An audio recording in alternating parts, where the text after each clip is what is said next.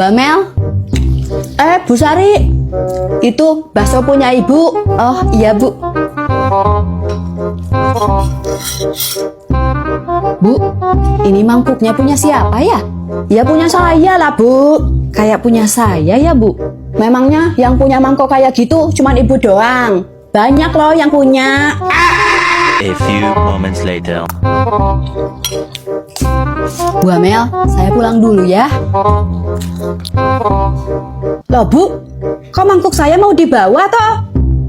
Loh, ini kan mangkuk saya bu. Ibu ini ngeyel banget sih.